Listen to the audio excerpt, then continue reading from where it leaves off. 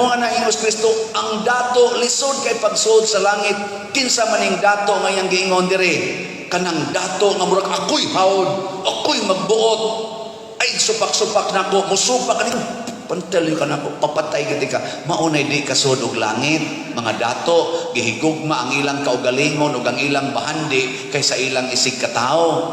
Pero ang kabus nga gipasabot ni Kristo nga makasud og langit kanang tao nga kanunay nag-ingon, alagad ko sa Ginoo, alagad ko sa akong isig katao. Sige, lingihay mong tupad. Ingna sugod karon imo na kong alagad. Sige na. Ingna ba?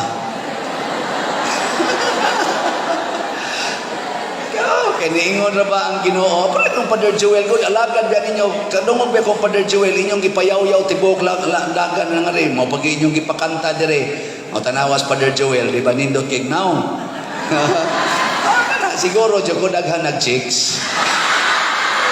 Kana ba mga chicks ba nga ihawonon? Kana ba mga piso ba? Ihawonon para pakaon inigpista. Naghisgot naman na siya nga, uihawa niya to mga manok Bisaya ha? O to iya mga chicks. Nilain din inyong mga mata, mga yawan noon, dyan kayo musta na.